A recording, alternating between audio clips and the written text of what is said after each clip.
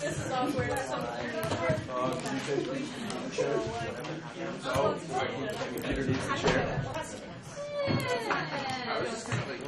can sit in the middle if you have to, but try to sit around the edge if at all possible. Once again, we're just giving it a couple seconds for people to file in and get their chairs set up. We have a lot of people here tonight.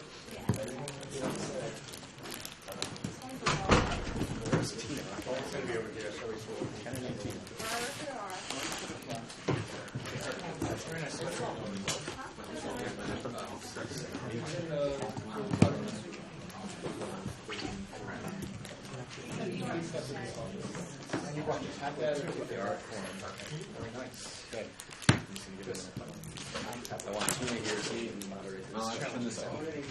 Yeah. Would you be able to give us the numbers? Yes, we'll take down total attendance as soon as Tina gets here. Tina, Mike Taylor, okay, the agendas are printed. Are we allowed laptops? No. If you want to pull up numbers during the budget discussion, you can use a laptop. But other than that, strictly no. Okay. Can you give us a quick head count and we'll write down the total number? Snap delegation. I like it. Just Bobby, yeah. It's Thursday. 12, 13. Okay, so Unfortunately, I didn't have to I got 19. very argumentative board. Yes. The capital taping. Paul, please stay in the room.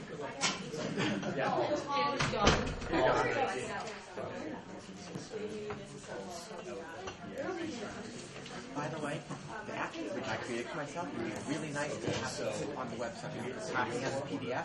Doesn't preserve line endings or tabs. Yeah. Okay, so we're going to have to... That's still fine. We're not voting on this. Is there more information there? Okay, so I've got a few more things. But I took the important thing about this is we keep track of street change. So Hey, Michael, we're going to have an overnight trip. Yeah. But even just having the section that was Appendix A, a really nice building export that. Right. Because I copied it, I put it in Word to control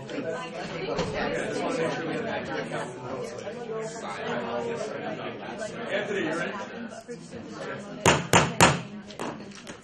Good evening, everybody. Thank you for coming. Guests, thank you for showing at this meeting. It's a pretty important discussion today. We're going to be primarily focused on the activity fee recommendation and the UAR for the fiscal year 2016. However, we're going to first have a presentation from the Rules and Elections Committee on their electronic voting software. This will be fairly quick, but we wanted to give an overview since the Senate's going to be discussing it and voting on it next week. So, Anthony, whenever you're ready, you can take that away. Thanks, Scott. If you don't know me, I'm Anthony Barbieri. I'm the JBoard representative on R&E, and I'm also the lead systems administrator for the union. Myself and Pranav worked on implementing this voting system that we'd like to see used for the upcoming elections. So as you can see, when you first log in, you do have to be an R&E member to log in to this interface once we set it up. But you're greeted with a create election screen if an election screen does not currently exist. So as you can see, Pranav is making a Senate mock election. So once we create that, we have a mock election set up ready to go. So if we wanted to add some races, right now that's just the name of the election, like maybe GM Week 2015, we can create races within that. So Pranav is going to create a race right now. We can limit by any class year or lifestyle being Greek or independent. This will allow us to make specific races if it's, say, for the independent senator. And I know in the proposed constitution there also would be direct election of Greeks, so that could also be implemented that way. So once Pranav saves that, we now see that the mock race is there, pulled all the information from CMS, so we just need the RCS ID, and now they're in there. So we can add one more race just to pick a few different options to show what it might be like.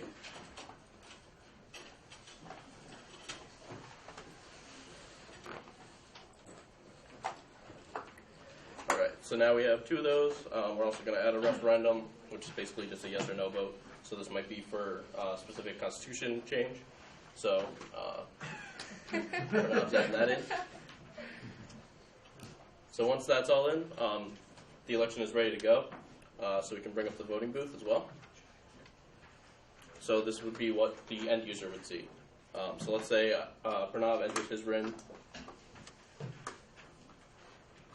He can pick by cohort or by credit. And then he's greeted with the races that he's eligible to do. Since mock race 2 is an independent, and since Pranav is an independent, it's going to show both for him. And he can also go to referendums and choose yes or no.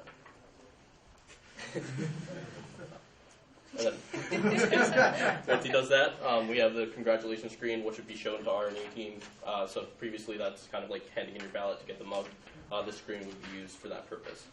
So if somebody were to vote who is Greek, I think we used Microphone as an example when we were testing this. So if you want to enter your RIN for Pranav. So right now we still have cohort and credit. We'll be correcting that if it's the same, but he only gets 1 race because he's not independent. That second race is not even showing up for him. So it's limiting. It's basically giving you only the races that you're eligible to vote for.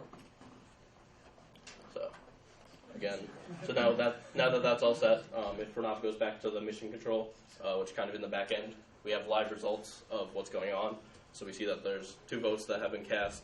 And if we scroll down, we can see that Colton has a vote, and what else do we get? You don't have a vote. Yes, I do not have a vote. We got 2 yes votes on is the Union Tech team awesome, but it's immediate feedback, so we don't have to tally up the votes like with Scantrons, so it's just immediately available. So, any questions?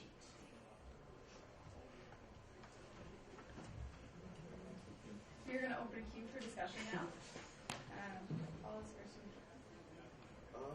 Anthony, can you and Pranav show them what happens if you already voted and you try to vote again? Sure. Yeah. So yeah, as you can see, it lets you know that you've already voted. It'll block you from voting. And something to mention, once you do vote, your RIN is taken to one spot and says this person has voted already, and then your vote is completely separated from that RIN and stored somewhere else.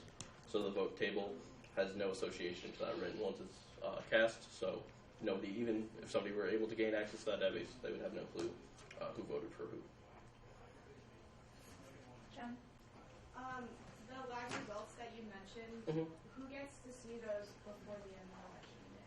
So only members of RNE can log into the system. Okay. And that's just pulled from an API from the club management system.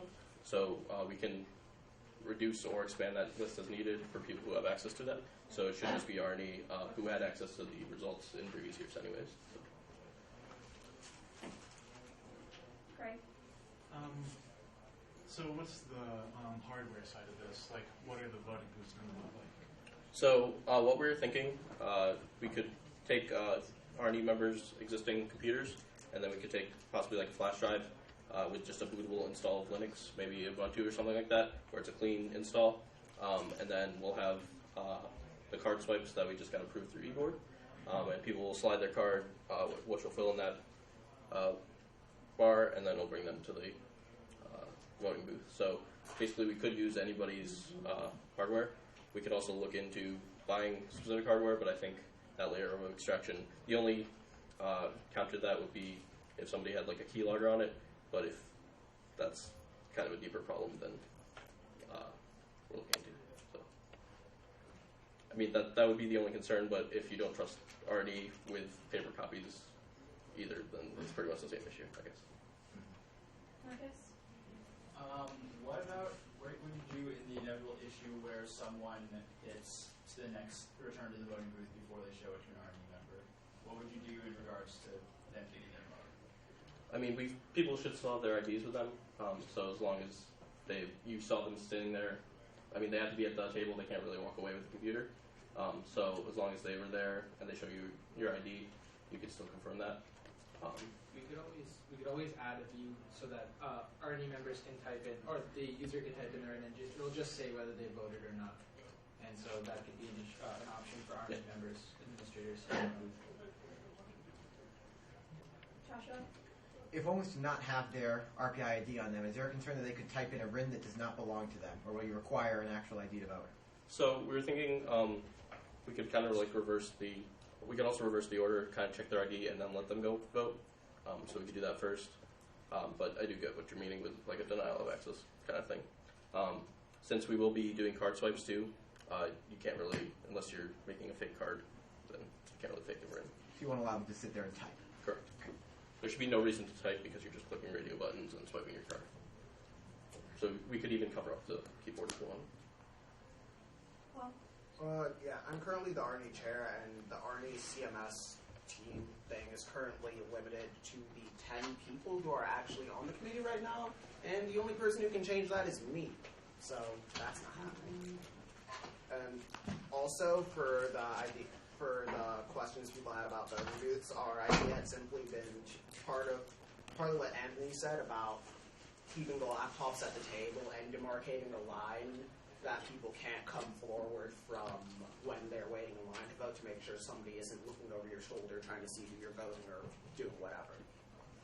We did also look at like the screen guard where you'd have to be like literally right in front of it looking at it, or it's kind of blurred out. So we could look into purchasing those as well. Specifically, just back to the keyboard thing really quick. We will probably allow keyboard access just to write-ins. Those haven't been implemented yet, but within the next week that'll be up and functional. Just because people should be able to write people in, is not just necessarily picking from a radio button. Steven? How extensively has this been tested? Like, is there a chance of it going down on election day or something like that, losing results? So we've tested it within RNE a little bit. We'd like to see it used a little bit more. So we might possibly send out to the e-board and the Senate list, have another mock election that you guys will all have access to. So we might just have a few hours where we'll sit there and let people come. So that, yeah, it'll definitely good. But as speaking for the union infrastructure, it's been very reliable, and it'll be hosted on a server that will be preventable from going down. So. In hopefully the rare case that the system does crash, do you have a contingency plan? We could still make paper copies of it if we really need to, but I'm confident in the system. We could make a couple copies of the system on multiple different virtual machines, so even if one fails, that we could use multiple different ones. So the way the infrastructure is set up is that the database and the application server are two separate entities. So although the data is in a location that hasn't crashed in forever, we could have multiple instances of like this application backed up, so that if one instance was to crash, we can instantaneously spin up another and still have access to all the previously saved data and just continue where we left off within a few seconds at max. Paul? In terms of testing it, the committee is currently planning to test it in a couple different ways. One is giving it to some co-ops on campus who like testing and attempting to break things that are coded and such. And the second is, once our swipers get in, one of the days when we're tabling, I'm going to get a bucket full of candy and induce people walking by in the DCC to vote in some pointless random thing. Yeah. Yeah. If you guys would like to try it for yourself after the meeting's over, you can also stop by and so you can get put out and test stuff for yourself too. Aaron? Are you going to have sysadmins on standby during election, just in case, kind of like budgeting? Yes. Hope so. The queue is empty. Any other comments? I don't know your name. I'm Andrew. I guess my first comment is there a reason why the referenda are on a separate tab? Because when I saw that screen, it wasn't immediately apparent to me that there was anything there. Yeah, so I think that was just a design decision by Pranav. We could easily put it on the same page if we need to, just for clarity, if we want to. So that was all just kind of like a placeholder to kind of get everything functional. We're actually working on a whole new form because we need to add the fill-ins as well. So it's going to be more streamlined on a single page. Okay. I guess my second question was, do you have any kind of an audit trail on the database so as to avoid the possibility of somebody tampering with it? I mean, we have restricted access just to basically the sysadmins and RNE. So the RNE only has the interface side.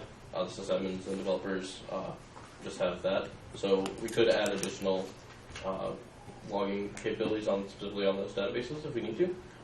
But there's always access logs. Yeah. Well, because what I'm thinking is before you always had paper trail of ballots, and now you really don't. And yeah, we have the votes, but just out of respect for anonymity, we didn't want to keep a database record for people. Joshua? Speaking of the two separate databases, is the RIN logged into the separate database upon submission or upon swiping? It's upon submission. So if something went wrong while you're voting, you can refresh the page and enter your RIN again. So until you hit the submit button, the vote has not been submitted. And does the application confirm that the data has been stored in the vote database before submitting the RIN, or is it simultaneous? They're separated into two different, basically, posts. So one post says this RIN is voted, and then the vote is sent to a separate table, basically. There's a handshake between the database. So like until that information is stored, it won't give you a congratulations screen, and if it isn't, then it's not going to say that you voted. Well done. I just want to remind everyone that if you have more than 1 point, to state how many points you have before you start speaking. And Kyle is next on the queue. Yeah, just reinforcing what was said before about referendums with the union constitution likely going up for a vote. I would definitely recommend putting that on the same page. We don't want some students to not think that they have the opportunity to vote on that. Yeah, another thing that will be added within the next week as well. We respect the people's right to not vote on a specific race, so we'll be adding a none option if they'd like to do that. So. Andrew? Yeah, are you going to be randomizing the order of the names? Yeah, it's already randomized. If you have more names, you click refresh, they're going to be in different orders every round. Joshua? If the referendum is kept separate, is there a possibility of just next instead of submit? Just Yeah, move it across once we figure out the UI, it'll probably be more clear to how to get from one page to another. So. Queue is empty. Anybody else? All right, thank you very much.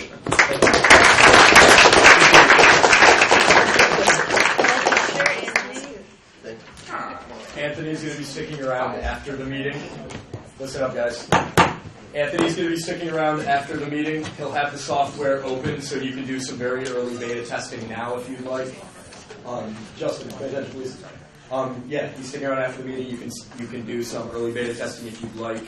For now, we're going to move on to our main topic for the evening. Next, we have Shoshana Rubenstein and the Union Annual Report Committee's presentation on the proposed union budget for fiscal year 2016. First, I just want to say a few things about the ground rules. Senators, please pay attention. First, remember in these discussions that we're not here to budget. We can discuss the budget as a whole, but we're not supposed to be lobbying for specific clubs, as that's the e-board's job to allocate specific funds. We can discuss the budget as a whole. Just remember the different role that we play. And then second, quite simply, please stay civil and be clear in your comments. We want to make this discussion productive, and I know people have a lot of thoughts on this evening. And finally, because we have a large attendance tonight, there will be a few additional rules for queues on this topic. So when queues are opened, Tina will describe them before we begin any discussion. Shoshana, you have the floor.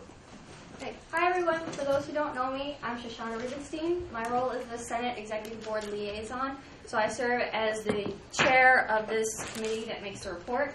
The Executive Board actually makes the recommendation, and then my committee assists in communicating it because it is very important to students and it's important to keep it transparent. We have today Erin Morello, the president of the union. We have members of my committee, including Colton, who is assistant administrator. We have Chaz in the back, who's VP for the executive board. He'll be handling the slides. And then we have members of the executive board also.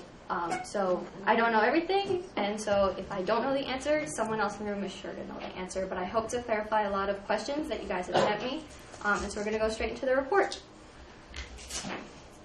The first thing that I would like to highlight are some significant changes in the Rensselaer Union. We have the 125th anniversary coming up. This is a great celebration, so the Executive Board has made sure to allocate some funds for some special programs.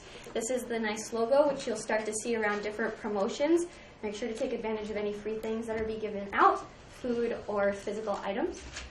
Food services have been changed around the union. I hope you've checked out the McNeil room, gone down and got some sushi in the Rathskeller. There are a lot of new options. Sodexo is requesting comment cards, and so as they're changing the menu, if you submit a comment card, they're really going to take your considerations for any menu changes or further improvements. Hopefully you've seen the new union website. It has gone live. Club pages are still being added, so if your club is not represented, you'll need to send basic information to the website team. They'll add you, give you permission to edit it further, and then you can make it look really pretty with videos, extra graphics, and things like that. There is an additional training session. When is the next training session? Wednesday afternoon. Exact time is on Facebook. 4? Is at 4.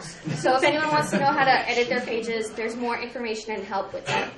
CMS 2.0 is going to go live later this semester. It's currently in beta testing, so you can go to cms.union.rpi.edu, try to brick it, play with it, and that way it'll be better than ever. One of its features is to help club officers track their budgets, because currently you just see what you submitted rather than what you're spending. So if you have recommendations for other improvements to CMS, especially if you're a club officer, talk to the team because it's still in development.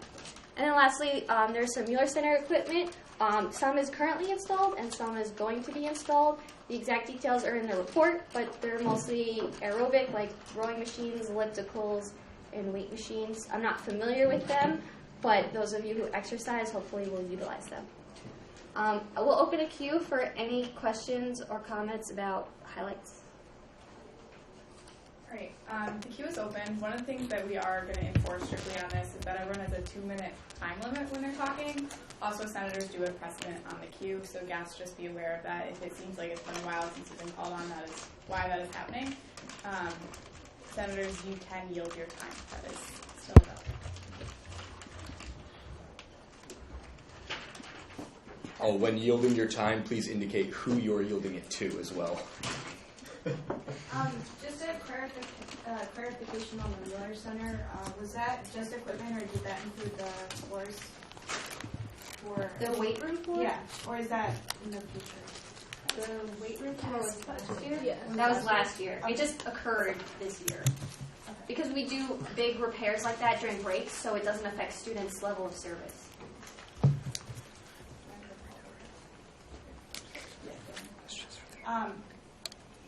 Never mind, sorry. I like the logo.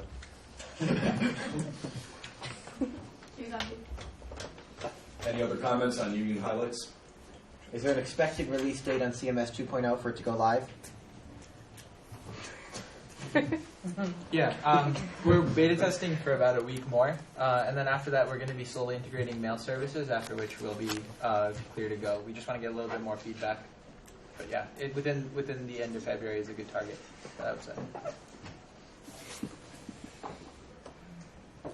Is empty? Mason? I guess because you were talking about integrating mail services, what's going to happen to the old listservs? Specifically, is SIMPA going to be touched? And what are the club lists going to be migrated? Or? Yeah, we currently don't use SIMPA. So right now, we're migrating all the data from CMS1 to CMS2. So in the beta version of CMS2, there is an older version of basically what the database was. So when we do cut over, we'll make an immediate copy of the first one into the second one. So all the existing lists will remain, and you won't have to worry about anything. Doing anything manually, the same list will work the same way. And what was the URL again? I'm sorry, I missed it. cms.union.rpi.edu. Queue is empty. Continue, Shosh. Can you go next slide?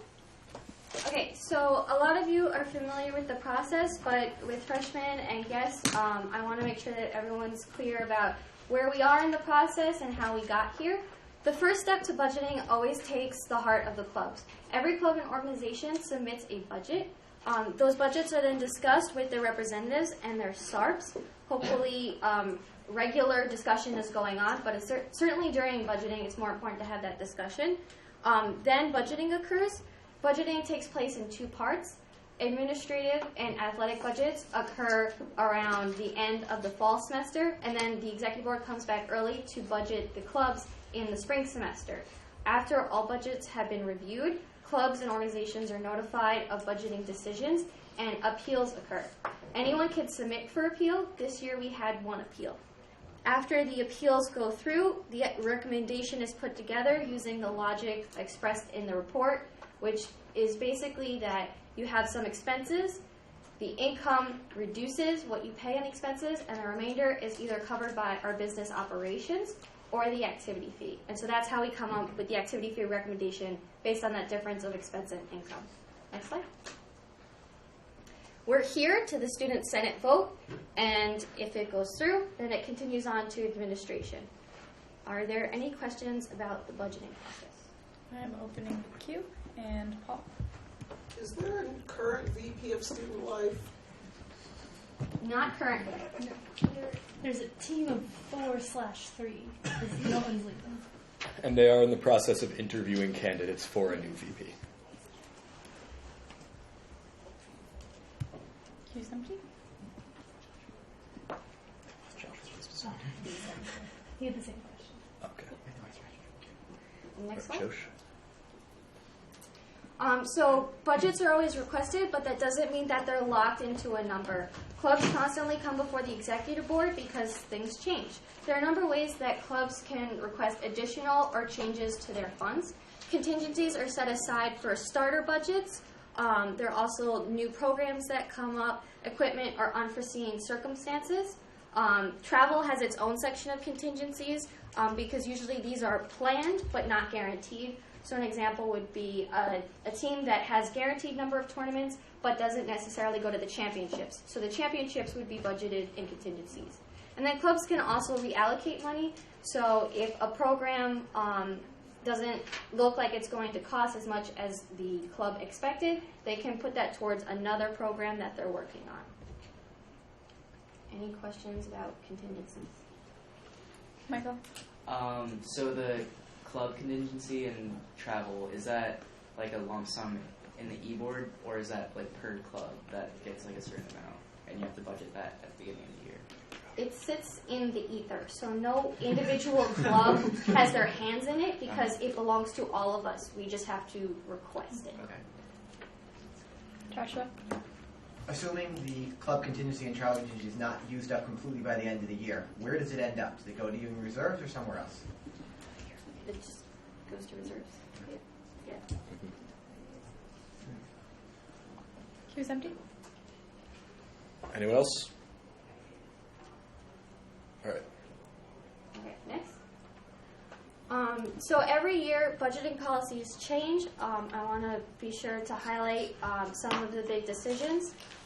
Last year, food was a big discussion, and so the executive board has a policy that they feel is a compromise, and I'll have further numbers on this on the next slide if you just wait.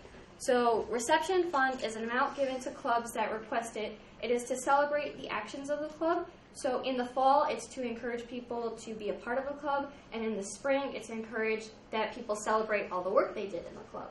So reception fund is used once per semester, and this year the cap has been reduced, but in exchange, the policy has been more flexible to clubs that require sustenance because of the nature of their programs. An example that was approved this year was the Rensselaer Hackathon. So in case you aren't aware, they do some programming for about 24 hours straight. They can't leave, and so they don't die. They need to eat food. So they requested food for that particular event. It's not a reception, but it is a special case where they require food in order to perform their program. So there are specific rules related to this, and clubs are coming in, requesting it, and it's handled on a case-by-case basis. So any clubs that feel that their programs apply to this policy are welcome to come and speak to the executive board, and then we'll have a discussion going forward. Club travel, it has historically been a 60-40 split, which means that some of the subsidy of that travel comes from the union and some comes from the members who do the traveling. Last year, there was a good amount of income coming into the union, and the executive board decided to change that to a 50-50 split for 1 year. It has gone back to a 60-40 split this year, and so that has affected a lot of clubs that travel. So In different clubs, they may have seen that something wasn't denied, but it was changed by amount. So check in the comments if that's a 60-40 split on your travel. In terms of philanthropy, we have wonderful programs like We Are Gold, and so a lot of clubs are looking to seek different people for funds for their programs. That being said, there's a certain process that needs to go through, so before any philanthropic goals are set, they need explicit approval to make sure that all solicitations are fair and you're not spamming alumni and family. Graduating class councils were never officially taken care of, so they had these open accounts from decades ago. Officially, the policies were changed so that if you have graduated, your account is closed. This is just a bookkeeping aspect. Are there any questions? Oh, wait, can you go to the next slide? I promised numbers about food. So total club, not including other budgets, food in 14 was about $60,000. Then it decreased because of the policies last year, and this year it's actually increased because of the policies set this year. And then, of course, contingencies that could change how much food is given out. It's, again, case-by-case basis. Does anyone have any questions on policies? Here we go. I have two questions. So, can you go back to the slide? So the club reception fund's capped at $500. Is that for the entire reception, one during the fall and one during the spring, if they choose to budget it that way, or how does that? I'm just curious as to how that worked. I know you explained for the fall, it's to get new members, in the spring to. The 500 is total. Okay. And then my second question is the 5 hours point. How is that determined? Why is it 5 hours versus any other? Because if you're working through a program for 5 hours, you can't leave to get food. So you have to be there. So you need food to be there. You can't leave to go get food. I think Michael's question was more why 5 hours and not 4 or 6 or another number. So if you look at when people normally eat, so let's say lunch, you'll eat it between 11 and 1, and then dinner we'll have maybe between 5 and 7. So we figure there's 5 hours between meals. So if you're there through a meal, you've missed the time to eat, but most people can go to a program for 3 or 4 hours. They're not usually eating during that time anyways, so that's how we chose the 5 hours. Use empty. Any other questions on budget policies? All right. So next we're going to go into how the recommendation was put together. This chart has been in the report historically, but I just want to remind people that services refers to the games area, legal service, debt service, Mueller Center, Archer Center, and Clubhouse Pub. So sometimes this has been confused with service clubs. They're separate. Next slide. A large part of expenses are those allocated towards clubs. This year, the executive board really considered clubs' historical spending in order to see if the amount requested was close to what the actual spending of that club was. This is an overview of club spending, so you can see historically that at least 30% of the money allocated towards clubs in the past has come back to the union because it's gone unspent. The number for 15 is year to date, which is still in the trend of not fully spending all of the money, and then there's requested for 16. So I can go back to this, but I like to just continue through expenses before we start a queue. Can you go to the next slide? There have been questions about the administrative budget, so I want to point out exactly where the increase is located because some money was moved around and that caused confusion. In 15, let's look at 3 specific pockets of budgets. The administration office, the Mueller Center, and the facilities were subsidized at these amounts. $200,000 worth of salaries was moved between the last year and this year. That amount hasn't increased. The apparent increase was actually in the Mueller Center and facilities. So the workout equipment is what I mentioned in the highlights about the Mueller Center equipment for exercising, and there are additional funds that have normally come out of reserves but are explicitly being budgeted this year so that we aren't depending on reserves, and that is where those relative numbers balance out to be. We can come back to this, and I just have one more slide based on questions from people, and we can answer more questions. So student staff was a significant increase. The union is the largest employer of students on campus. The union hires a work study and non-work study. And historically, these positions are very competitive. They provide a lot of professional development for students. We hire freshmen through graduates. And so this year we're increasing that a little bit. The special events increased because of the 125th anniversary programs. And then the usual special events are still in there. Okay, so that's an overview of expenses. We'll be opening up a queue just for expenses. If you accidentally ask any kind of question or have any concerns that I'll address later in the presentation, I'll make that known that I'm going to address it later. Justin? I have 2 points that relate to this, or 2 questions, sorry. The first one is specifically related to the Mueller Center budget. If we go back 1 slide, please. This year, the administration budget total is $1,170,234 and an undetermined number of cents that I don't have written on this paper. The Mueller Center budget is $362,846.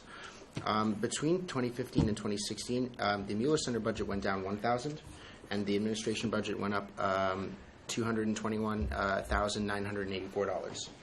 I understand that the salaries moved from the Mueller Center budget to the administration budget, which is totally logical, and I understand that. But there seems to be about just over $100,000 that are unaccounted for, and I was just wondering where where that money is, what that money is being used for, and why it looks like it's almost being duplicated. So your question is, what money is being spent towards the Mueller Center? Wait, shush, I can take some. These are expenses. That doesn't account into money that comes in. So if you look at the Mueller Center, we moved all of our, what do they call them, like karate and judo, all that. Martial arts. Thank you. So martial arts is moved from being just clubs into the Mueller Center, and so they charge for classes. That's an increase in classes, which brings in subsidy from small accounts like that. That can also account for changes between the numbers which you'll find online and the actual numbers which were at the end of the year, because it happened in the middle of the year. But the numbers you have online is the budget. These are the expenses. If that makes sense. You're out of time. I had a second point. You're still out of time, though. You took 2 minutes on the last one. Jen? If I just want to note that if the Mueller Center budgets have been moved into the admin, if that could be noted in the report itself, because currently under the admin definition portion of it, it's on page 10. It doesn't mention that anything from the Mueller Center got moved into there. So I thought that might help clarify a few things.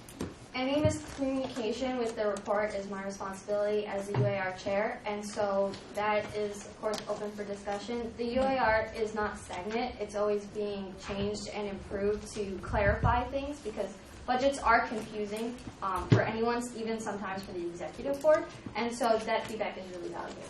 Thank you. Justin?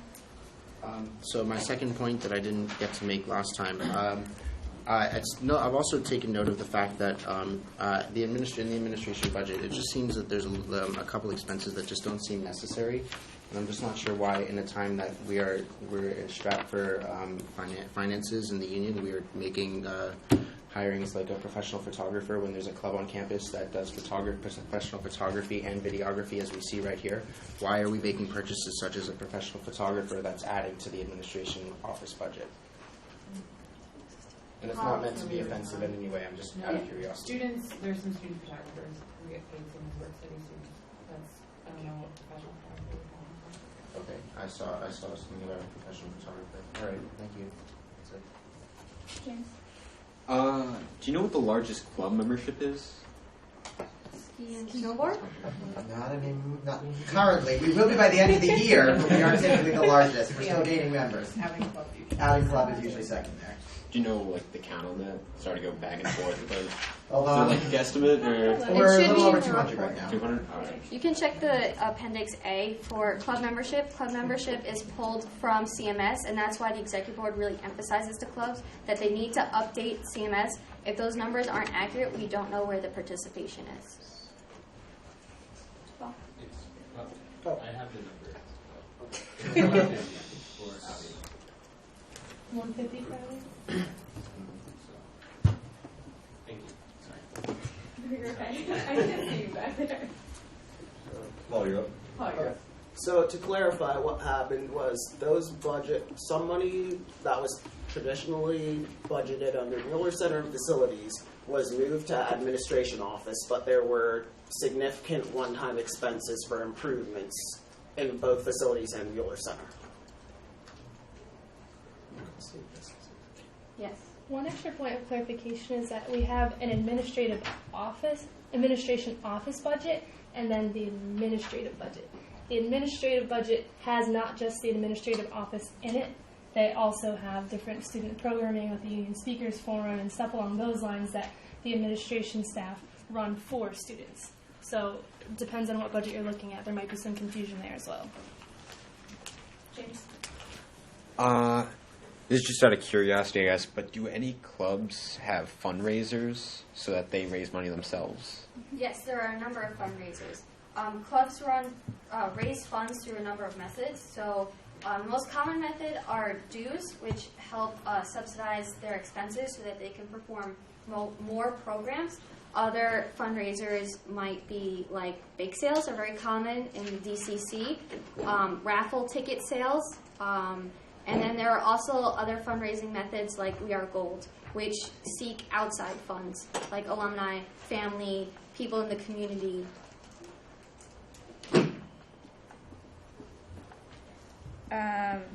Paul. Just for reference and for people watching at home, I guess. There's Appendix C in the UAR report, which is titled Administrative Budgets, which has the breakdown of where everything within the administrative budget goes, just so people can have a look-see at that. Michael?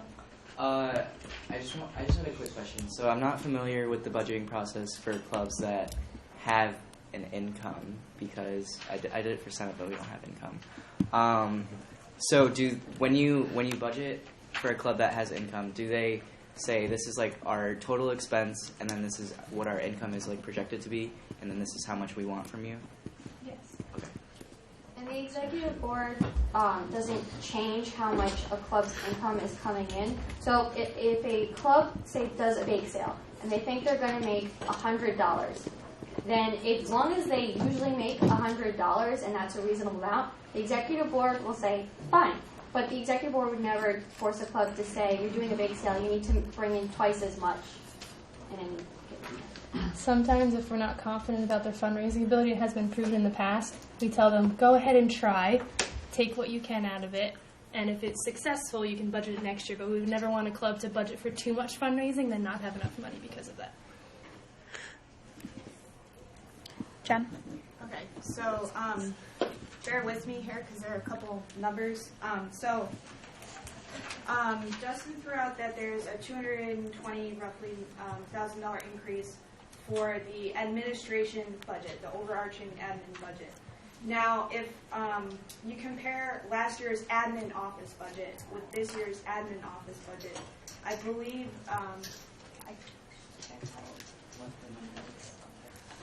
I think it's about $178,000 increase. So if the $200K in salaries, where is that coming from, I guess? Because is that included in the administration office? Because I guess what I'm trying to say, if the admin office budget itself went up $178,000, is that where some of those salaries are for the Mueller Center? So not all of the salaries are going to the administration office. There are still a couple salaries for the Mueller Center that are staying with the Mueller Center. Okay. Just some that were for bookkeeping of benefits, it was easier to move them over to the administration office. Okay. So I forget the exact number. It's not exactly 200,000. I rounded for the purposes of the presentation. Mm-hmm. Justin? I'm going to round just for the sake of time. With the administration budget increasing, in 2011 it increased at 18,000, followed by 12,000, followed by 30,000, and then for fiscal year 2014 it jumped to 200,000, 125,000, and now 221,000. Why did this jump from a consistent rate of say 10 to 30,000 a year all the way up to anywhere between 100,000 to almost to almost $250,000. I mean, that's a very, very, very large, like, unexplainable budget. I mean, $600,000 total over 3 years. Do you want me to take this? I just have one comment first. So I understand your concerns, but can we try to keep concerns to this fiscal year? Because previous years, the reasons should be recorded in the UAR, but I don't fully know them off the top of my head. So we'll see how much Joe can remind us. I'll take a whack at it. The major change is a new director came in 3 years ago, and was struggling trying to track information because we literally had salaries in 10 different budgets. So trying to give you good information about what it was took forever. So what you're seeing is consolidating of information. So getting all the full-time staff into one budget, all the student staff as much as we can into fewer budgets to make it easier to track, because the comparisons you're trying to do, you should have the ability to do, but trying to go back in past fiscal years to do it, you have to keep digging deeper into the budgets than you should have to be able to do a good job at it. And since fiscal year 2012, 145,000 of that increase was all student staffing. So it's not even professional staff at all. That was all going directly back to the students. That's because of both the change in pay for minimum wage and because as work study decreases, we don't want to decrease employing students, so we just fund it instead. In the past 4 years, our payroll for full-time staff has actually declined. Do you want me to show the backup slide? Sure. Can you go to the backup slide at the end of the presentation, Chad?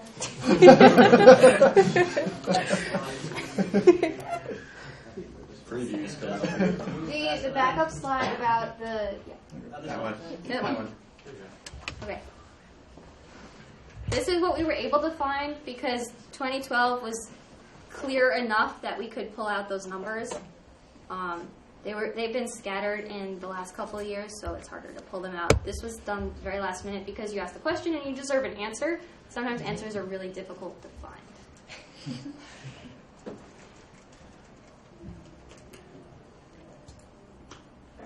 Jessica. Justin? So follow up to that question. It just doesn't make sense because even between 2012 and 2016, there still is a very large increase that corresponds to the admin budget increase. So where were these numbers reported before? They were reported as part of the admin budget? Like, were they somewhere else in the union budget, or were they somewhere else? Because it looks like they were moved into the union budget entirely. Otherwise, there's numbers that, I don't know, my number, I mean, like, I don't know, like, these numbers are coming from all different places, and they look like they're coming from outside of the union budget. If you look at the administration office budget, currently as it stands, it has staff, printing, office supplies like pen, paper, which everyone can go in and use, and then it accounts for our IT resources like printers. So there are no outside expenses besides basic office expenses. Office expenses are expensive, but there's no added work. Joshua? For the UAR presentation, if you go back to the first expense slide, sorry. You got this, Chad.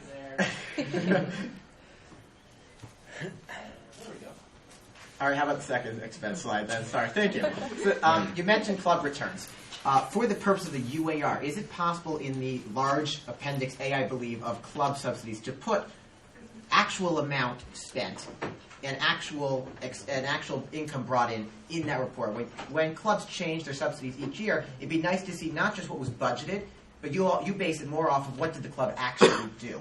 Can those numbers make, I know not this year, but for future years, can they make it in there? Yes, they can be made in there. That is a good idea.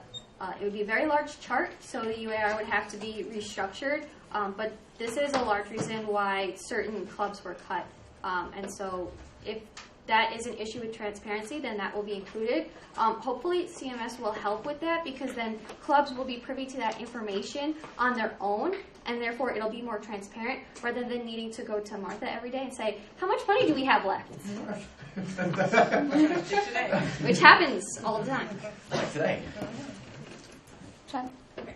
So I think the point Justin might have been trying to make is when you look at Appendix C, which is the breakdown of the admin budgets, the admin office budget went up $178,000. So that's where the majority of the increase is. So if that's from the Mueller Center salaries being moved over there, can we clarify if that's the case? Because there's no Mueller Center salary listed in the admin budget breakdown in Appendix C. So I feel like that's where some of the confusion lie. Okay. So these salaries were moved into that budget. That's where they are. It's not listed as a separate budget. They're in that budget. Point of information. When you say budget, do you mean admin office The budget? office budget. Okay, It's consolidated. This is yeah. a lump sum of money. A little part of this money just moved over here into this part of money. It's not a little part. It's 100. No. Can we clarify? Yes. All right. You're off. Yeah, when we get to the motions following this presentation, there's going to be two motions. The first is on the activity fee, which includes the budgets and so on. The second is on the report. I would recommend holding specific discussions about what to include in the report and so on until that time. Okay, Martha. Okay, I just want to clarify for people, because obviously this is a point that is sticking. Okay, so in the facilities budget, we moved one full-time staff member, one part-time staff member, and one assistant part-time staff member from the facilities budget into the admin budget. Okay, and then we moved one full-time person from the Mueller Center budget into the admin budget with benefits and current benefits, or current merit increase that we're budgeting. It became that large number. Okay, but in the Mueller Center budget, intramurals, the intramural assistant director of the Mueller Center was one person but two budgets. He was paid out of two budgets. The person was paid out of two budgets. So this year we moved that intramural part into the Mueller Center budget. Okay, so we were trying to clarify some things, which of course ended up confusing everyone. We're sorry about that. But no additional money is in there. It's really just moving from one budget to another. Okay, it looks like a lot, but it's very straightforward. Trust me. Karen? I was going to give my time to Martha because I didn't know if you could see. Okay. Anthony, you're actually next on cue from way behind the Alright. So basically what it looks like, it seems like, so the salaries didn't increase that much at all. It's just the fact that we're adding all this workout equipment, the maintenance, and the union equipment, which is driving up the price. So it's not necessarily that the admin office budget increased, it's that I think the large increase in spending is those three items listed on the right. Am I correct? Yes, these were not previously in 2015, so the salaries didn't change. It's just a question of what other money is being spent, because it did increase. So there's an investment in our union facilities, which are used by all of our students. The Mueller Center gets how many people a week, a day? Hundreds, thousands? Thousands might be. 4,500 a week. I get from the director. There are thousands of people here. Is that a hand? Edward? Is there a specific reason that we moved Mueller Center staff and facilities 200K salaries to administration office budget this year? Like, has anything changed? Why did we move the budget? As Joe said, they were in separate budgets, and so it's very hard to track over time what your staff are, what their benefits are, because that's calculated year by year and based on the salary. And HR sets all of that. The executive board doesn't determine anyone's benefits, anything like that. So they were just moved for bookkeeping. That's really the only reason, just for bookkeeping. The queue is empty. Any other comments on this topic? If we move on, you'll have to hold them till the motions. Okay. Can you go to income? Okay, so now that we've gone over the expenses, we will see how they factor in with the income. There are two kinds of income, the business operation income and then the activity fee income. So we're almost there to the recommendation. The relative breakdown of our operation income hasn't changed. Can you go to the next slide? So as a total, it increased slightly, It is important to know, though, for the activity fee, the Institute is anticipating fewer graduate students coming to Rensselaer, and so that affects the enrollment split because the activity fee is determined by enrollment split and participation split. So if there are less graduate students, then more of the proportion of the enrollment is on undergraduates. And we get 2 undergrad activity fees for budget. Any questions about income? Income questions? So it's more about the enrollment split. Is that okay to ask them? Okay. Do you have like a projected number of students, like 5,500 undergrads or like 1,000? Yes, so admissions makes an estimation, and then we budget a little bit more conservatively than that. Our graduate was 850 estimation. 850, and then the undergraduate was 1,000. 5,350. 5,350. This is why I have help, because there are too many numbers in my head. Are you aware of the Institute's and the President's 2024 plan that plans to double the amount of graduate students by 2024? I am aware of the plan. How does this reflect the incoming graduate class? They seem to be inconsistent. 2024 is a long ways in the making. Joshua? Sorry, Joe. I'm there. Tom? Yeah, to address what the graduates said over here. The plan is to double the number of graduates. Projections are based on how many acceptances we have and so on. So it's kind of a year-by-year thing. Justin? This is more respected to club income. I don't know if that's relevant at this time. You can ask the question. Okay, so if club subsidies went down 2.05%, and clubs are expected to remake that from recoup that from income, why are we treating our clubs like businesses when they should be providing services to students? Clubs are not treated as businesses. They provide programs, and in order to accomplish successful programs, not all of that money can be put on the activity fee or our business operations. As an example, there are different levels in involvement with a club. I represent the ballroom dance team. They have membership dues for RPI students, which are a set amount. And then other people in the community can come and take these ballroom classes. So they pay a membership due just like a regular class, which is slightly higher. So they bring in income in order to provide better services.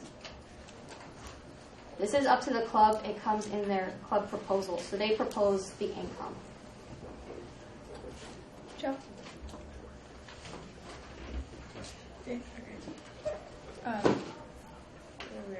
Michael? Let's see. I just wanted to kind of respond to that.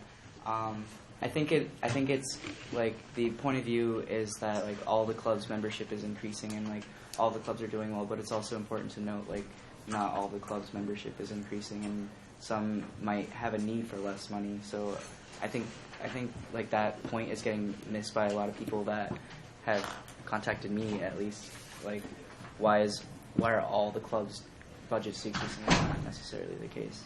I have a point of clarification for you, Justin. So if clubs didn't have their own income, such as membership, and we had to put all of it into the activity fee would increase by a lot, right? But what about the students that don't participate in the clubs? Should they have to pay all of that money for us to run clubs that they don't participate in? So the activity fee does a lot of things, but for the clubs themselves, some students don't utilize that, and so small membership fees help you subsidize your experience, and that cost shouldn't be put across students that don't use it at all. It's a tough balance, but that's the way to make it fair. Edward? So you mentioned that all the clubs have their annual income through the fundraising. Are the fundraising activities supervised by e-board? So clubs are very independent at RPI, which encourages student leadership. The executive board doesn't breathe down your neck and say you have to make this income. When the clubs present their budgets, the executive board just makes sure that the expected income is reasonable, that it can be achieved, so that way these clubs don't go in debt. But if a club has some great idea, they can improve their income. As an example, I work with dance team. Previously, they had done just a car wash for income. I suggested that they add a raffle this year. They brought in an extra $50 of income because they had a great idea, they implemented, they got income, so they get to keep it. Because what I don't want to see is they got income, but they don't report, so they get money from union, and they just keep the budget large, so, and people are paying for that. The union is kind of like the bank for clubs, so if they want to spend money, they take it through the union. The paperwork goes through Martha. So if they were to do a fundraiser off the books, they would then have to somehow off the books make these purchases as well, and a lot of the purchases clubs make are large, and they go through vendors through the union. So I guess they could, if they're maybe like making money to buy themselves $5 t-shirts, but they could do that without being part of a club. So it's not something we're really concerned about. Also, try to limit the back and forth on your responses. And Justin? In response to Erin's point, out of curiosity, so following the logic that's like not all of the club's money must come from, like obviously not all of it can come from the union budget. How does that roll over to athletics? Because athletics, it seems like almost all of it is coming from the union. But most students don't really benefit from the fact that we have athletic teams. I mean, I can't just walk onto the hockey team and join the hockey team. I don't have the athletic ability, so therefore I don't qualify. But I'm still paying for it. Why? But then I go to the hockey game and still pay for it. It doesn't really make sense. You pay less for the hockey game than community members do, but I promise, as an athlete, I spend over $1,000 on lacrosse a year. So consider it a club due, don't consider it a club due, but I would like to believe that if students had the choice to not have any athletics programs here on campus at all, or to have athletics programs on campus, that is an important part of a school. We are one of the only schools in the country that does budget this way, but we don't pay all the costs of athletics. Some of it does come from administration. Thank you. Joe? Just to tie into this, also a bit of a history, as Shoshana mentioned, we will be celebrating our 125th anniversary this year. If you take a look at the original charter, the Rensselaer Union was founded in part the first part of it says to be able to support students in their athletic endeavors. So it's our historical tie that the Rensselaer Union is what founded and started and continues to sustain our athletic program. Jacob? Okay. Are the student number projections public and could they be released in the report? Because I couldn't find them anywhere in the current UAR. So the split is public, but these are estimations, so they aren't locked in numbers. So admissions makes a projection on how many students they believe will accept and come to RPI in the next coming year and therefore be on campus. From there, we as a union depend more on the number of students because the activity fee is such a big part of the income. And so if we are wrong in overestimating how many students come, it hurts the union more. So usually we take it, the admin decreased by 50, somewhere around there. So that number is just an estimation. Like, are those numbers public, and where can I find them? That's pretty much what I'm asking. Is that I want to know what numbers you guys are using to make your budget estimates based on activities. 850 and 5,500. 5,350. 5350. 5350. Okay, yeah, I guess just are they, because I couldn't find Stop them. with the back and forth. So that was my question. Yeah, if you have multiple points, either say that ahead of time or get on the No, that was still one point. I just didn't think she answered my question. You can't have back and forth. You can make your point and they can respond to it. If you want to say something else, you can get on the queue again. Jen? To clarify that, in previous UARs, those projections have been in there. It was in last year's report as well. So you might want to consider putting it in this year's report instead of just the percentage split, so people have a clear understanding of those numbers. That's fair feedback. The last year was a wrong estimation in the final numbers that came to RPI. So it is an estimation at the end of the day. Joshua?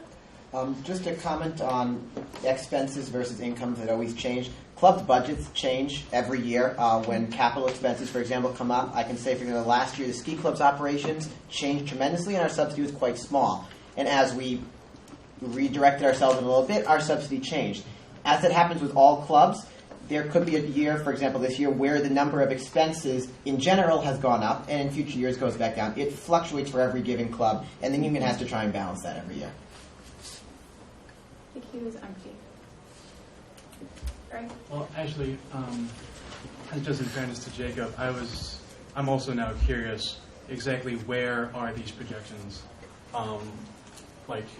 publicly available? Are they in someone's file that's not publicly available, or are they on some website somewhere? I think that's what Jacob was trying to ask. It can be added to the report. I think the reason why it was taken off from last year is because the numbers were very wrong from what was projected. So I think that was one of the considerations. Right, but I'm just... Greg. I still haven't answered the question.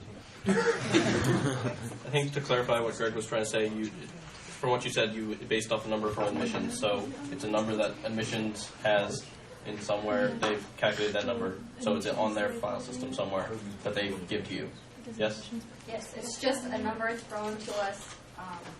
It is an estimation, so we can put it back in the UAR, but there is nothing that says that that number is accurate. Jacob. So I guess where I was trying to get at with this point is that in previous UARs, they've had some very specific information as to how the activities fee was calculated, and one of those inputs was projections. So that would sort of help me looking at the document later on. Look through the math that you guys are doing, see where you guys' numbers are coming from, to help me get a figure for whether that's reasonable. To calculate the number that goes to the graduates versus the undergraduates, you do need just the enrollment split because it's a percentage of the total. But I can, in future years, include in UAR the enrollment. Kyle?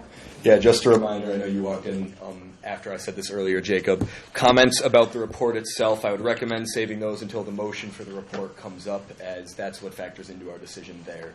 For now, I ask that you focus on the budget specifics that are being detailed in the presentation. Jessica?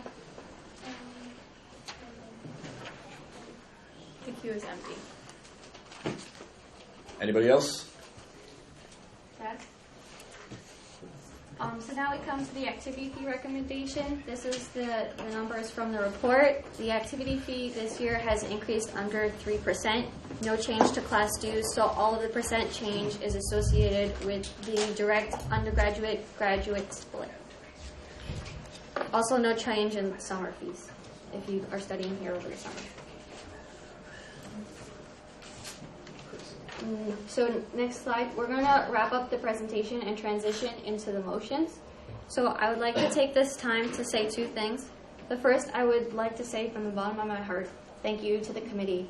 You don't know how many hours we've spent, and I am exhausted, and everything that I did was with them, especially Colton, who pulls numbers for us, Chaz, who works with me, especially on the graduate information, and of course, all the help from the other members of the committee. The second thing that I'd like to say is that this year is a little bit different in terms of the UAR chair, myself. So in previous years, the chair has been selected by the Grand Marshal, served on the executive board, but they did not hold a voting position on both bodies. I am in a unique case where I technically have a voting position on both bodies. I can vote as a senator from the class of 2016 and vote as a Senate executive board liaison on the executive board. This process of going before the Senate with a recommendation is meant to be a checks and balance. So I want to honor that. And so in the actual vote on the recommendation, because I proposed the budget, I will not vote on that budget. I will be abstaining. So now we're going to go into the motions. All right, thank you, Shoshana, for the report.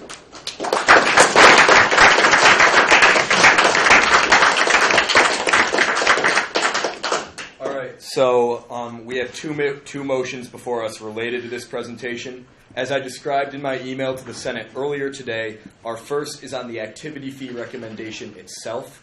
If this passes, the e-board's proposed budget, along with the activity fee recommendation, that dollar amount, will be sent to the Rensselaer Board of Trustees for final approval.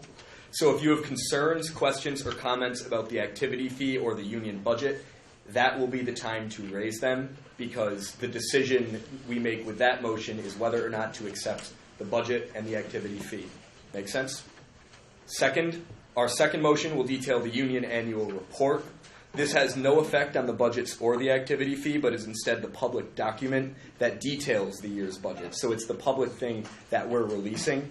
If we vote yes, we are adopting the document in its current form, and that will be final. If we vote no or table or whatever, it's open for future changes or discussion. This document does not need to go to the Board of Trustees, as it's just the Senate's release of our recommendation, essentially. So there's not as strict a time frame. So is everyone kind of clear on the frame for these discussions? Point of information? Yeah. Once, if the UAR were to be approved in its current state, could you make another motion later to edit it? That's never really been done. It would be unconventional. Theoretically, it could be done, but just asking. You would almost have to release kind of a second report at that point. Okay. One final point as I know we had a slew of e-boarders and such answering the questions that were raised during the presentation. The motion is very Senate-centric, as it's primarily a Senate discussion. I believe, Tina, you decided that Shoshana and Erin will be treated as respondents, but the rest of you will need to get on the queue as with anyone else. All right? Okay, so our first motion, the Rensselaer Union, 45th Student Senate, approves the Union Annual Report Committee's recommendations for the 2015-2016 student activity fee, with an undergraduate activity fee increase from $625.50 to $644.50, and a graduate activity fee increase from $331 to $341, for a total activity fee recommendation of $658 for undergraduates and $653 for graduates. So moved by the Union Annual Report Committee and presented by Shoshana.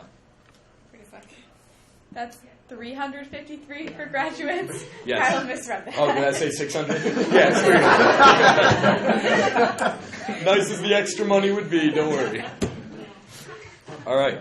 So, Tina, you're free to open a queue on that motion. The queue is open for this motion. Michael. I just wanted to say something. So, I think if we like fail this motion, then like it doesn't go to the Board of Trustees, and then they kind of just approve like the old one, right? Which if theoretically that happens, I think it'll be bad, because some clubs will benefit obviously because if their budget decreased, but I think that some clubs that need an increase in money will also have a decrease in money. So it's not necessarily 100% a good thing. And second, if I still have time, I've been getting a lot of comments that have been saying, oh, all this money that used to go to clubs has been going to administration, which I don't really see as what is happening. Yeah, if anyone wants to comment on that. Justin. 3 points. First, in response to Michael, in the event that it were to fail, it would not just be considered null and void. It would go back to the executive board, and then we'd do this all over again. That's the first point. Second point is, if we're increasing the activity fee anyway, we're increasing it almost $20 a student, why not increase it just a little bit more and actually give something that benefits clubs as well? Because the fact of the matter is that from 2010 to now, we are adjusted for CPI and inflation. We haven't improved at all. In fact, in the past couple of years, we've actually gone down. We're actually back to status quo, 0.05 down from last year compared to 2010. So that's the second point. The third point is the way that the budgeting works. It's oftentimes events and equipment are viewed the same way. If you're requesting $4,000 for an event, I mean, that's great, but in 5 hours it's over, and it doesn't really benefit the clubs further moving forward. If you're requesting a $4,000 piece of equipment like a camera,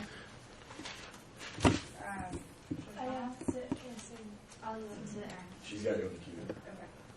So with the increase in the activity fee, the Board of Trustees and the Institute will not approve an increase of more than 3%.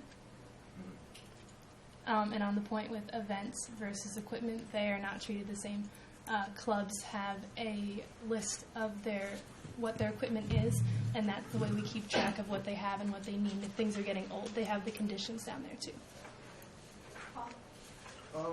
Yeah, I just had 2 points, which were one of which is kind of most of the problems, especially the ones that were raised to me personally by my constituents, were mostly that they had with UAR were answered here by some stuff which was included in this presentation, but not in the report itself. So I don't really have that many problems with the budget anymore. And also, if we vote against the budget, which the e-board has been working on since early December and finished a couple weeks ago, I'm not sure when they would exactly be able to make this budget to have it in time to be in front of the Board of Trustees in March. And also with clubs, yes, their total subsidy may be cut down by 2%, but as was pointed out in this presentation, 30% of funds go unused and returned anyways, so they'll have a lot of money left over, so I don't really see that as a big major issue. Again, because of some information that was presented here, but not in the report, but that's for the report part of this motion. I mean, the report motion. I'm done. A few quick clarifications. First, as others have said, if the budget were voted down, that isn't necessarily the end all, but it does give the e-board a very strict time frame in which to alter their recommendations and repropose. Without a VP for student life, it hasn't been clear to Erin and I when the budget needs to be presented. So it would be risky. It is still doable, but the e-board would have to move very quickly. The second point actually was covered by Erin, so that's all I have to say. Justin? You can take me off. Sorry. Jessica? I just kind of want to make a point of clarification, or not a point of clarification, but I know a lot of 2016 members of the community have kind of commented on the increase on the activity fee and then the decrease in club funding, but I think they're kind of failing to note that many of the clubs did actually increase their budgets. Number 2, clubs propose their incomes, correct? And they can also appeal their budget. So if clubs actually have an issue with this, they could have gone through a process to change it. So I think if clubs are okay with what their budget is, then the student should be as well.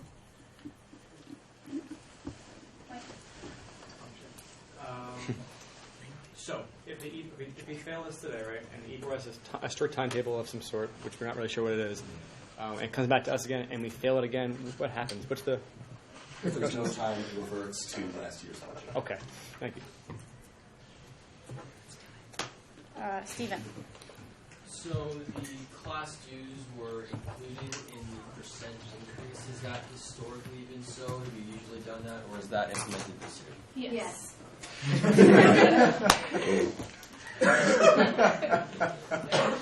Paul. I'd like to yield my time to the people sitting to the right of Greg, who seem to be raising their hands. Do you have something to say? Yeah, actually, thanks. So with regards to your comments about appeals, it's not necessarily a guarantee that you're going to get that money that you then appeal for. So I guess we're not allowed to mention specific clubs, but some clubs, I can tell you for a fact, are feeling very disenfranchised by the budget they received. So that is something to consider, and I would also ask you to just keep that in mind when you're considering this budget, that not every club got an increase, and in fact, a lot of them got a substantial decrease. We received one appeal. I can tell you for a fact that it was denied. It was denied. I was there. I'm saying we only received one appeal. Case. So maybe I'm tired of just not getting this, but what's the difference between the 644.50 and the 658? Your class dues. So that goes to your class councils. Okay. So the first part is what the union gets, and then the class dues are lumped into the sum by the institute as the total activity fee. Okay. Marcus.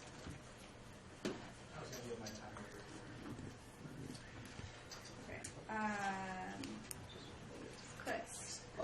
So I had a question on the intramural sports. I looked at the fiscal year 2014 and fiscal year 2015 budgets, and they were both around $50,000 for the year. This year it's down around $20,000. Why the sudden drop by that much? Can I answer that?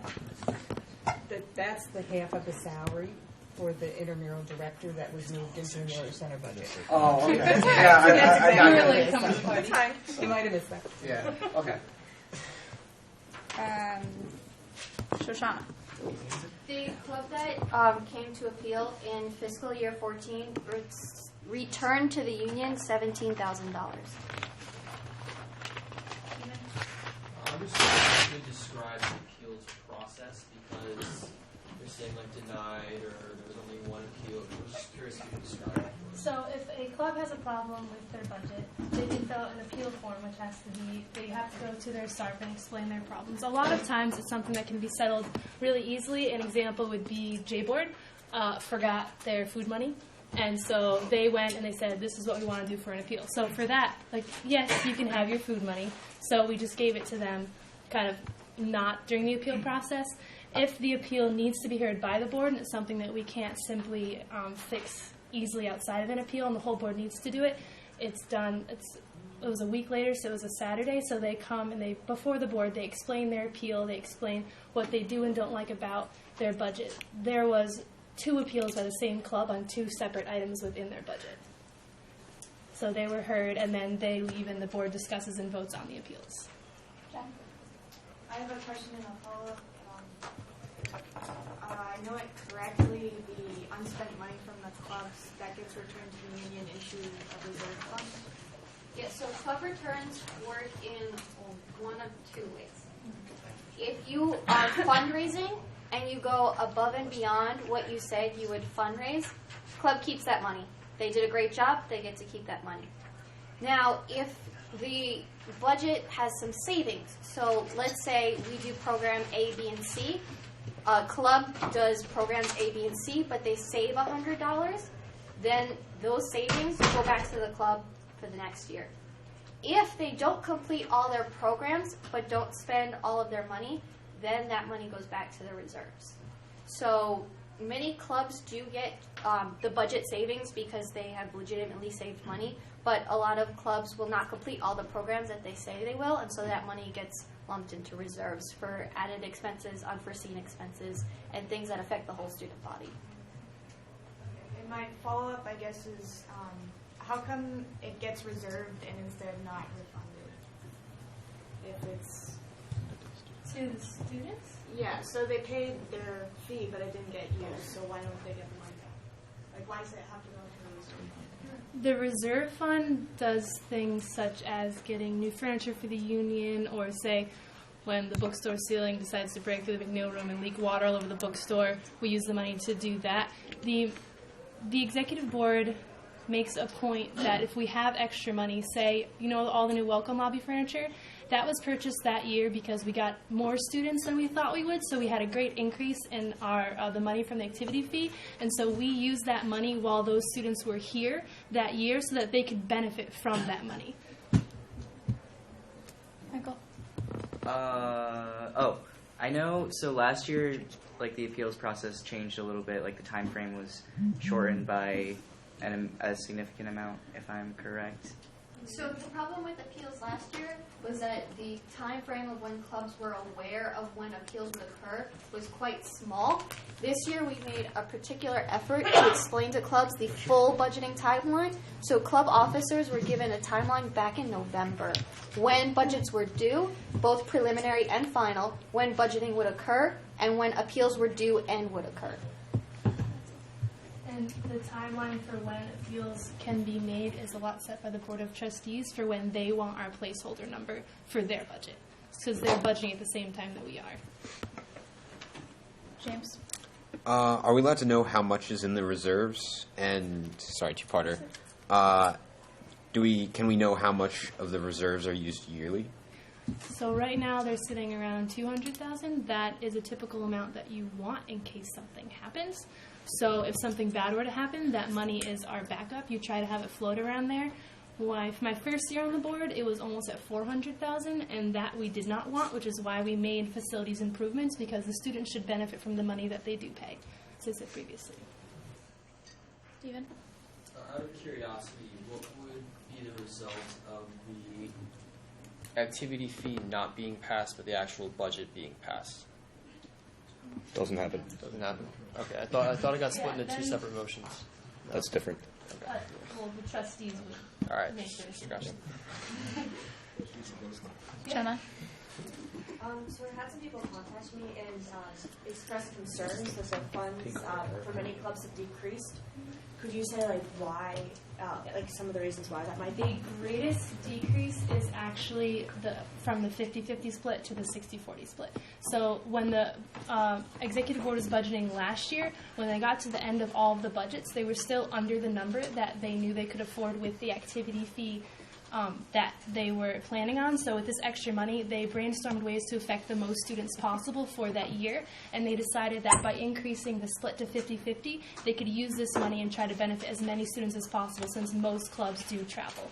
But the budgeting guidelines do state 60-40, and this year we were not in a position to do the 50-50 split again. So a lot of clubs requested the 50-50, even though we specified it was 60-40, and so that is a great change that you will see in a lot of, especially club sports. Just clarifying for Stephen and for anyone else who's still confused about the motion split, the union budget is dependent on us passing this activity fee and the Board of Trustees agreeing to it, because the activity fee provides a significant enough portion of the income that we couldn't have the budget without it. The next motion is just going to be discussing the way it is presented in the UAR, whether we want to accept the current version of the document as final. Anyone else still confused about that? Okay. Mike. I yield my time to my good friend Andrew. Cool.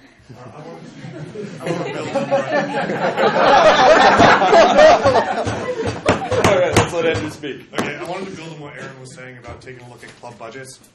We do a very comprehensive look at club budgets that also takes into place how much money they return to us. There are many clubs that return a very large sum of money. And so a question we have to ask ourselves is, why would we budget for a club to take $30,000 from us when realistically they're returning $25,000? It's not something that is feasibly possible for us and or necessary. So that takes a major role when we look at budgets, and that's another reason for a lot of the drops. And hopefully that can clear up some information. When we look at budgets, we have the past 3 years in front of us of what they've requested, what they were approved, and what they returned. So we have the historical aspect of those budgets in front of us. Chaz is in the back. I don't know if... And as a clarification, those returns haven't always historically been available during budgeting. This year, it was available and was a resource for executive board members to use when assessing budgets. Marcus? I was just going to say what they just said. Justin? My time to the lady over there who's trying to get attention. In response to what you said, Andrew, we identified returning some of the money to reserves as a way to possibly fund multi-year projects, which I know seems sort of a roundabout thing, but that was actually a strategy that was presented to us. Wait, Andrew, just keep with me and shush for the simplicity. So for club purchases that are multi-year, clubs have their own reserve accounts, which is different. So if you look, let's say, at the players and they need a new, they call it a snake. I don't really know what audio snake. I don't really know what that is, but they will have a transfer each year. This is year 1 of 4. Then next year will be year 2 of 4. So they have a separate reserve account for long-term purchases, which is different than returning it to reserves for the union. Andrew? Oh, no, that was... Okay. I think the queue is empty. Joshua. Question for planning for long-term purchases. I mean, something that has to be done at budgeting time. You can't come at the end of the year and say, "Oh, look, we've got $10,000 here. Let's put it away for something." Yes, if they do the savings, so they do all their programs and whatnot, then they get some of that back, which they will get to use in future years. But if it is just because they did not do what they said they were going to do, that money is So to put it in your own closed reserve has to be done at budgeting. yes, Okay. or in a proposal throughout the year. James. Motion to vote? I would recommend you don't do that because the queue's empty, so it makes it a lot simpler if you I'll just just rescind. I'll just go out of order because we're about the queue's empty anyways. Yeah. So just a quick clarification. She added to it. She just added to it. So just a quick clarification. So the reason that the reserves I guess, weren't used to alleviate some of the increase in the activity fee this year was because you don't want them to dip below a certain level? You wouldn't want your reserves below. We try to keep it at 200,000.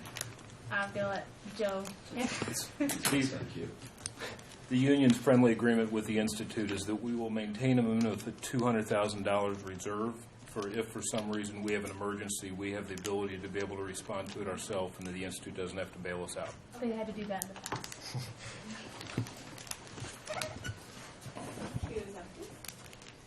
Any other questions on the budget or activity fee? Remember, once we vote on this motion, this won't be up for discussion anymore. Point of information. It's 2/3 and majority? It's 2/3 for this motion, majority for the next one. No more questions or comments? All right, I'm going to reread the motion. The Rensselaer Union. You can if you want. Yeah, go for it. I'm calling for a roll call vote. You don't need a second. Well, she can put herself in the queue and do it. Point of inquiry, yeah. What are our options when we Vote? Yes, Yes, no, or abstain. well, for a roll call, it's yes, no, or pass the first time it comes around. Then the second time, you have to do yes, no, or abstain. And remember, with a 2/3 vote, it's 2/3 of those present and voting. An abstain does not count as a no or a yes. It just doesn't count towards the total. Point of inquiry, we could pass and then abstain? You can pass and then abstain. Okay, thank you. Okay, so I'm going to reread the motion and then we'll go into the roll call vote. The Rensselaer Union 45th Student Senate approves the Union Annual Report Committee's recommendations for the 2015-2016 student activity fee with an undergraduate activity fee increase from $625.50 to $644.50 and a graduate activity fee increase from $331 to $341. That's $331 to $341, not $6. Don't worry about that. For a total activity fee recommendation of $658 for undergraduates and $653 for graduates. No. I just did it again. And $353 for graduates. I'm trying to give you more money here. If you just want to read it on the screen. Yeah, it's right there. So moved by the Union Annual Report Committee and presented by Shoshana Rubenstein. Tina, you want to read the we're roll going call? to go in order from graduate down to Greek and Independent. You can pass the first time. You have to vote the second time. Again, it's yes, no, or abstain. Mhm. Kristen Lee. Pass. Mike Kayla. Pass. Spencer Scott. Pass. James. Pass. Jen. Pass. Benjamin. Pass. Myself, yes. Case. Pass. Lisa. Pass. Jess. Ika. Pass. Marcus. Pass. Michael. Han. Yes. Shoshana. Pass, I'll abstain. So are you? I'm passing. You can't abstain the first To time. abstain. Mason. Pass. Paul. Yes. Joe. Pass. Jenna. Pass. Justin. Pass. Keegan. Pass. Stephen.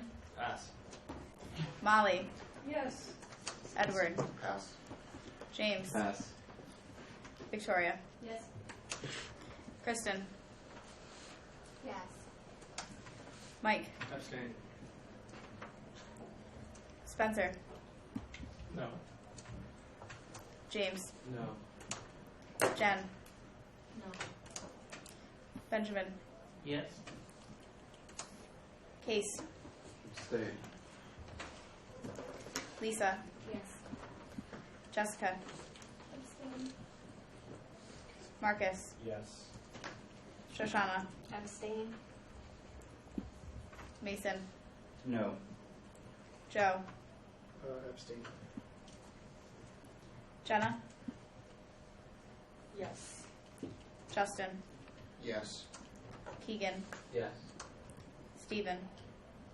Yes. Edward. No.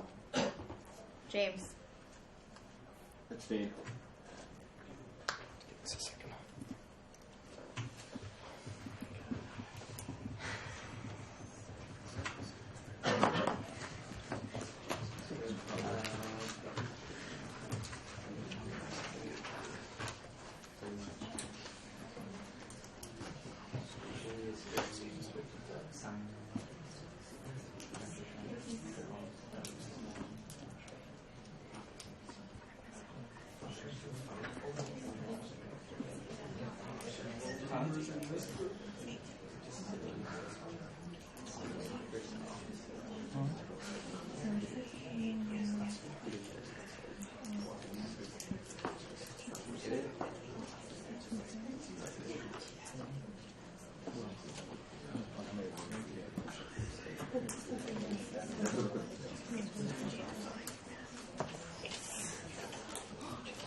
We got a calculator.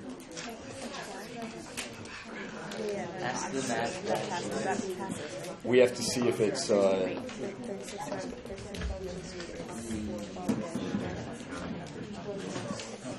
Let me double. Tina, I want to double check all the numbers. It's 2/3 for this. Has it Present and voting, yes. Meaning abstain don't count. Abstain doesn't count towards the total. An abstain doesn't count towards the total either way. So we need 12. Okay, this motion passes 13, 5, Yeah. 6. No, it's 2/3 of those present and voting. Yes. We looked this This up. motion passes 13, 5, Okay. 6. All right. Motion passes 13-5-6.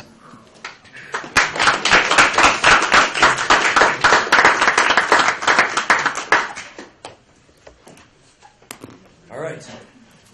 With that, we're going to move on to our second motion of the evening. The Rensselaer Union 45th Student Senate approves the union annual report for the fiscal year 2016 as attached, so moved by the Union Annual Report Committee and presented by Shoshana. Before we open the queue, once again, discussions of the budget specifics and the activity fee are over at this point. They'll be called off topic. What we're talking about is the presentation and finalizing the document that was sent out by Shoshana and the committee.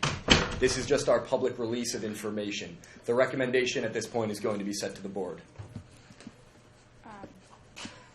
Cass, do you have a copy of the UAR that you could put up? Like the document itself? Shoshana, do you have a copy on your On my computer, yeah. Where is it? Okay, go to search bar. Here, type I'll easy. handle this to you. Should be the first thing that comes up because I've searched it so many times.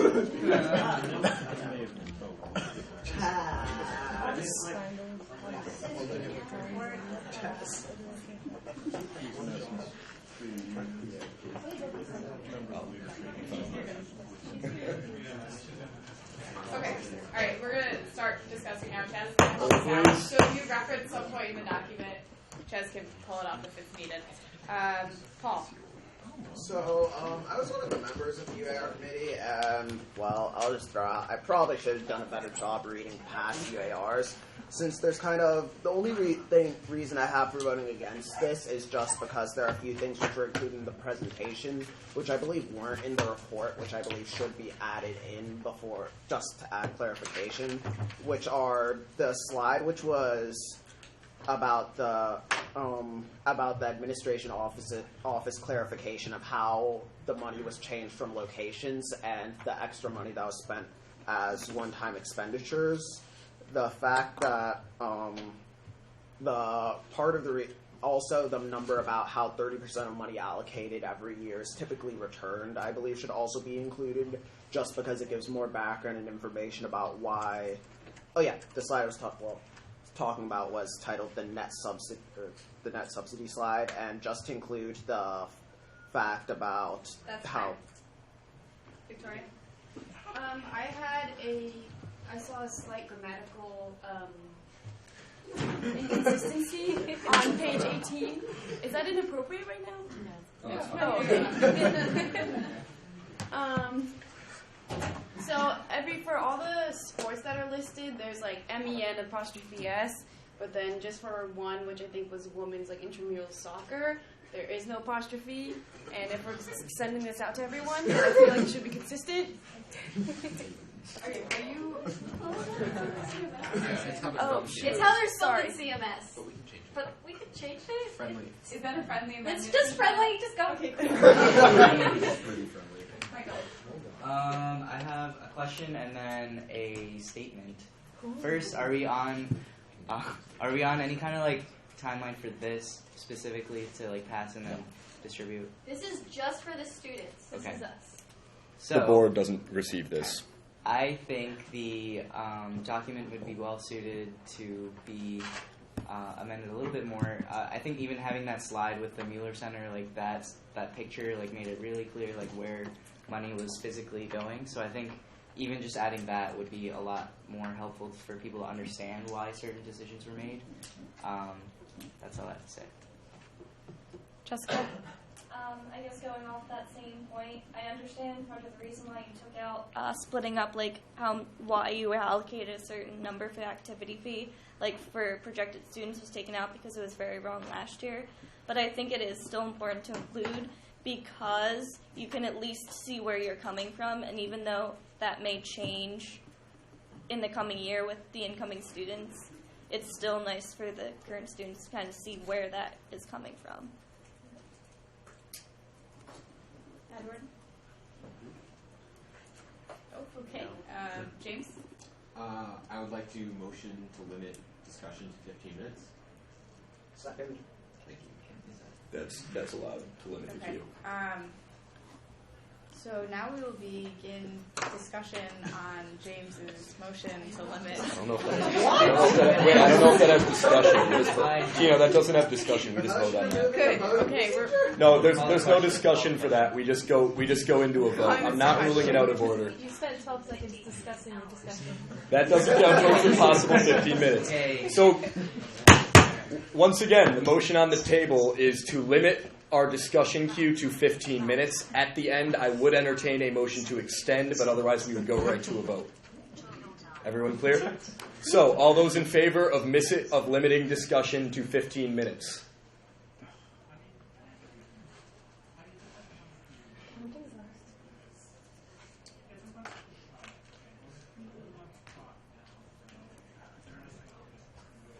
All opposed?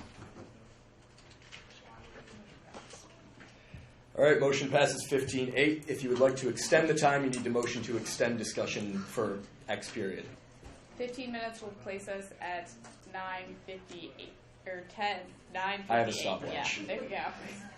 Or I heard. Yeah. All right, Jen.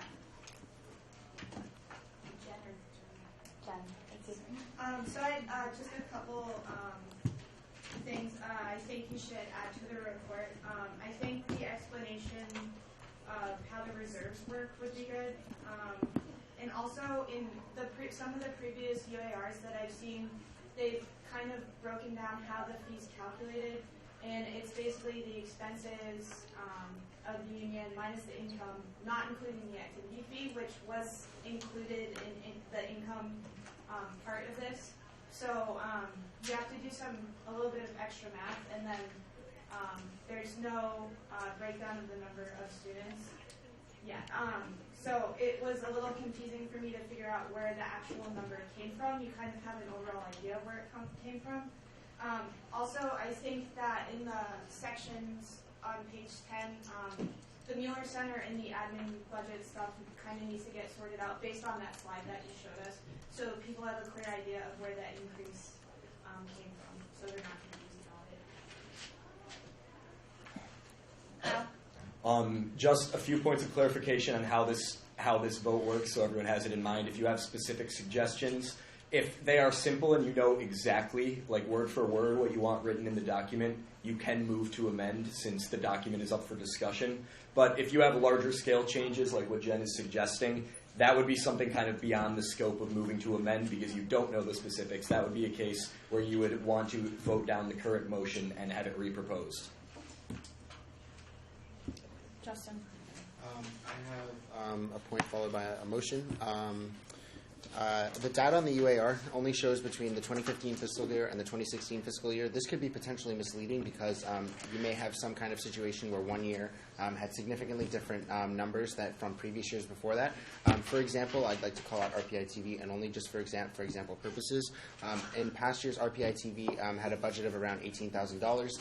Last year, RPI TV had a budget of $11,000 for whatever reason, and then this year it went back to its original number of $18,000. So in the report, it says that it is a 60% increase, but if you look back over the years, it is almost a 0% increase. So this number, it may look great, from one year to another. Great, we brought it back, but it shows it as an increase, and it almost could be misleading to students that are reading over the document. It may be better to, and that's just one small example, it may be better to add in a second year to compare by, just so that when you're reading the document, you can say, Yeah, just on the kind of reasons why I think we need to just hold the document back another week or two to vote on things. It's just kind of adding in the reasoning that the 50-50 split was changed back to the 60-40 just because, as kind of tends to happen sometimes, just because we're always in the room when decisions are being made, and through the entire process we kind of know the backstory and stuff. So sometimes it helps if we have everything laid out. And also the things about the reserves that people mentioned, and the traditional forward that was in the 2009 document, which lists kind of a breakdown of how all the governing bodies in the union work, along with the letters from the PU and GM, which were traditionally there for the first few years the document was written. And I guess I yield the rest of my time to Erin, since she seemed to want to say something. You don't have any more time, Erin. You're on the queue later, so we're going to Shoshana. Okay, so to give a little background on the UAR, this document is for the purpose of transparency, but as you can tell, it's already quite a thick document, and so the transition in the style of the UAR was for the purpose of providing an extreme amount of information without being so much information that it was difficult to understand. There were a significant number of misunderstandings this year, and which is why I pulled out specific data to address that in the presentation, because people asked me questions. I've tried to make the UAR more informative. If you notice, I took out a lot of the preamble and added information about clubs, which was requested last year, so I added it this year. There's certainly improvements for information, but it's a trade-off of how much information you put in it, because then it becomes a novel. I really think that every time it says the administrative office, you should clarify exactly where that's being broken up, because I know a lot of people are very concerned with, well, it looks like adults who are working here are now getting a huge pay raise.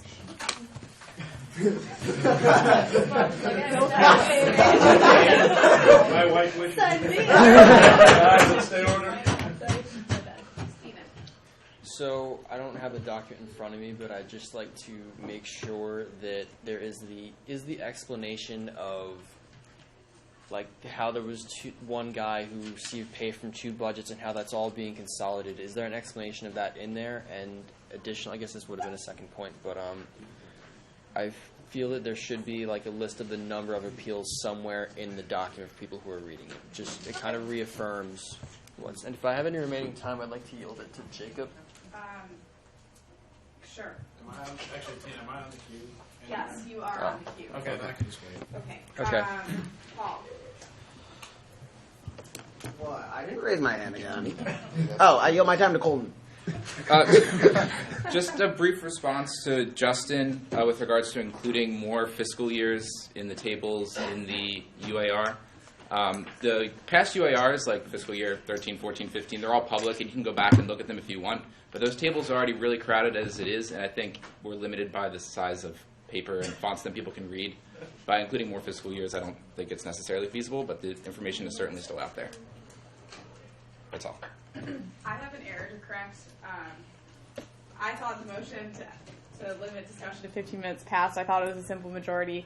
I was wrong. It actually requires a 2/3 majority, which we did not have because the vote was 15-8. So therefore, discussion currently is not limited to 15 minutes. The motion gets passed. Well, there we go.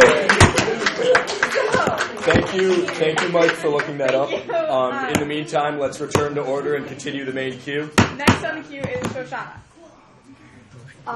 So just as a general note, the UAR will happily make any changes that you want. I suggest that you really outline them, because this is a time-consuming process. I'm making a list. Yeah, I'm writing them down, but people are making suggestions, and some people are giving contradictory suggestions of what to include. Jessica. Colton? I'm done. Okay, Wait, Tina, I was on there at some point. crap. Yeah, sorry. We have- Colton there's a was lot out of place. people on the Jen.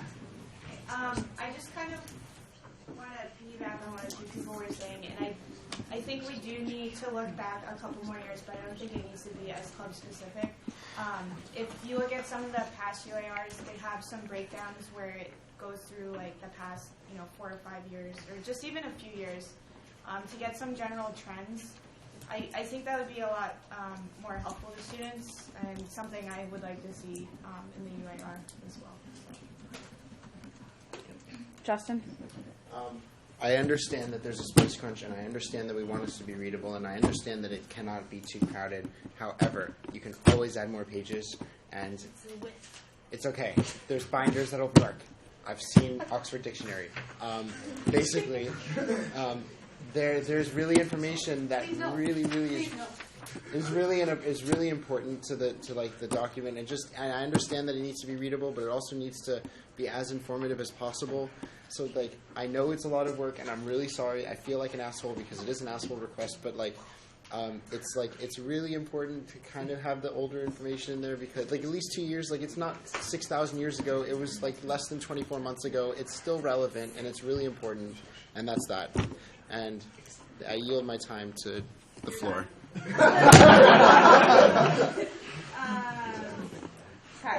Okay, so given all of the concerns people are bringing up and given all the feedback, it does seem like there is a high chance that this may be voted down today. In that case, I just want to advise the people who have concerns to communicate them clearly to the UAR committee so that changes can be made quickly and it's as unstressful as possible, because if it is voted down today, it'll be coming back up as soon as possible because we want to release a UAR. On that note, again, if you have specific concerns, you can list them, send them to Shoshana or myself. If you have concerns that are spelled out specifically and you can motion to amend them today, but if there's a high chance it won't be voted, that would be a waste of time. Keegan. I'd just like to make the point that it seems like a lot of the confusion has been able to be solved by the e-borders. So what might be best is for us to look over the minutes and to relook over our conversations and just take bits and pieces of our conversation and add them, because that seems to have solved most of the issues people came in with. It seems like 95% of the questions have been answered, so we can just add to the answers and that would be perfect. Marcus? I don't know if this was asked earlier, but the figure that showed the returns that were that most clubs had over the last few years, I thought that was one of the most helpful pieces of information, so I was just going to recommend including that potentially on an appendix or making that at least available to public information. Whether or not it's in the UAR, at least in that way people can find justifications. James. So a lot of opinions have been stated. I don't believe we will make any more progress by more conversation, so I motion to vote. Calling the question. That's in order. Second. Okay. So the motion on the table is calling the question, which would end discussion and move us straight to a vote. All those in favor?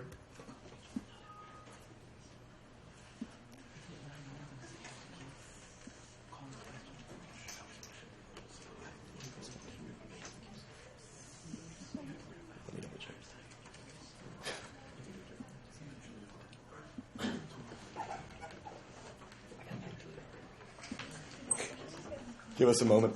Wait, Shoshana voted yes too. Yeah. Yeah, 19. All opposed?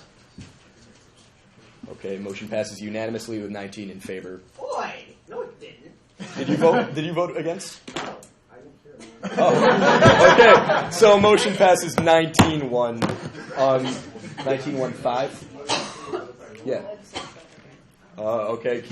Justin's calling for a roll call, so we will be doing a roll call vote on this. What? You can make a point after that, but right now we're just voting. Point of order: is it still in order to just motion to table it? No, at this point we're voting.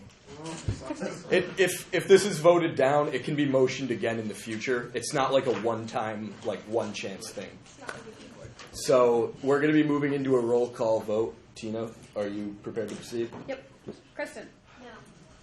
Mike? Pass. Spencer? No. James? No. Jen? Benjamin? No. Myself? Yes. Case? Pass. Lexi's here. Lisa? No. Jessica? No. Marcus? No. Michael Hahn? No. Shoshana? Yes. Was that a pass? Yes. Yes. Yes. Mason? No. Paul? No. Joe? Pass. Jenna? No. Justin? No. Keegan? No. Steven? No. Molly? No. Edward? No. James? No. Victoria? No. Mike? That's you. No. Case? No. Joe? Abstain. That's it. Okay, else.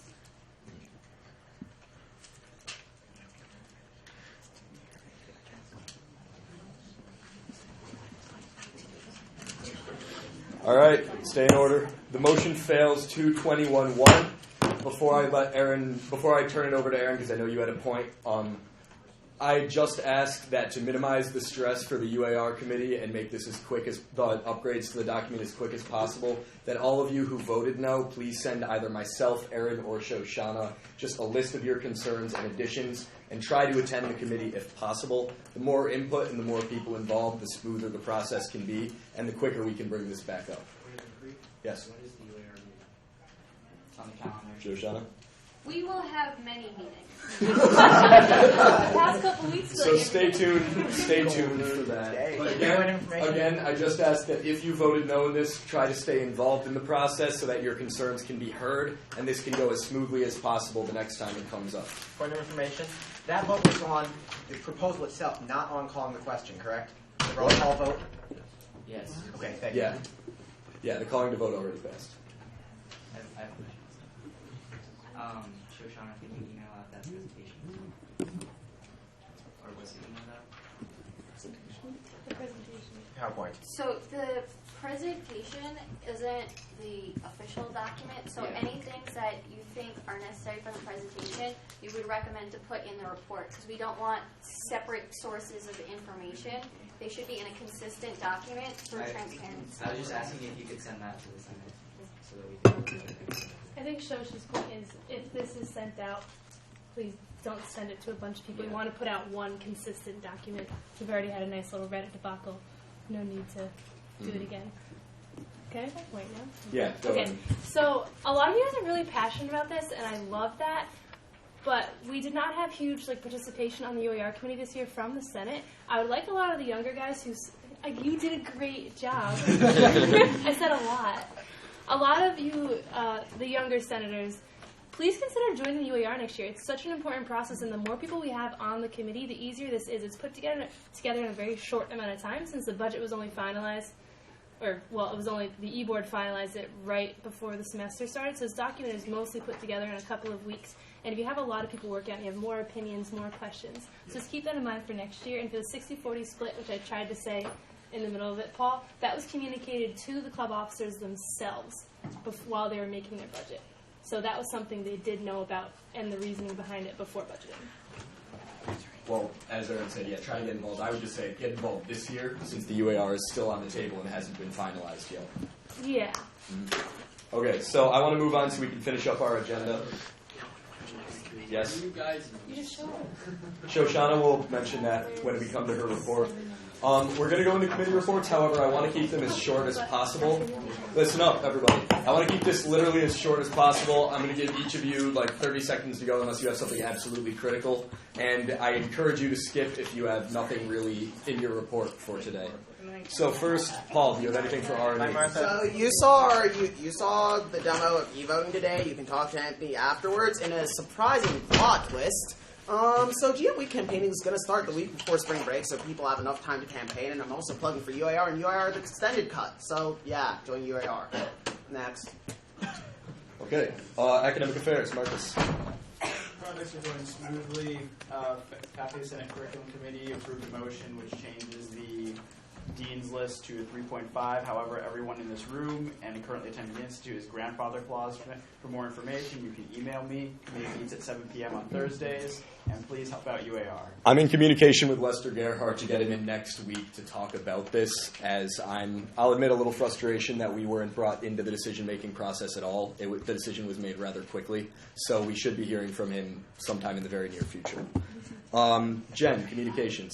Okay, Try to limit the side chatter. We're trying to, the Senate social poll went out, and the majority of students wanted to do a potluck dinner. Raise your hand if you would want to do it on the weekend. Not necessarily this weekend, just a weekend. Any weekend versus a weekday, so weekend. Okay, if you would prefer it on a weekday. Okay, that seems to be your answer. All right, we meet Thursday, 6 o'clock, SGS Library. Okay, thank you. Michael, FSC. We meet Tuesdays at 5 p.m. One important thing, we are holding a public safety forum on Wednesday, February 25th at 6 p.m. in Union 3602, which is the room right next door. I invited the Poly. I invited public safety. We have a lot of public safety people coming. I invited Dean Drescher, who is the dean of off-campus. I haven't invited anyone else yet, but I'm working on that. We will be contacting Claude Rounds as well. February 25th, Wednesday, 6 p.m., 3602 next door. FSC will be, I'm getting to it. So, Joe, HSEC. We're in the process of changing our meeting time. We finalized questions for our open survey and Senate opinion survey. We're meeting with study services next Wednesday at 4 p.m. in Fairbanks. We're done. Case, do you have SLC updates? We're going to put up the residence hall proposal recommendations part to a vote in SLC, and then we'll bring it to the Senate. You make some room for us. You already have room next week. Okay, then, we meet at 6 on Wednesday. Okay, thank you. Paul, student rights. So, how would Tuesdays around 7 sound for you guys for public safety forums? What? I mean, not public safety. It's just the handbook? The handbook, yeah, that kind of. Tuesdays at 7 p.m. Does that sound like a time senators may be able to attend for the handbook of student rights discussions? There's a meeting at that time. We're that's in that SLC. committee, which is why we picked that time, because it worked for all of us, and also because apparently everybody but like 3 people quit my committee, this subcommittee, which is awkward. So screw all of you guys. So just by a show of hands, Senate, anyone, all those in favor of using the SLC meeting time for the handbook of student rights discussion? Is this something you'd be able to attend? It would only be like 2 different weeks. No. Show of hands, anybody?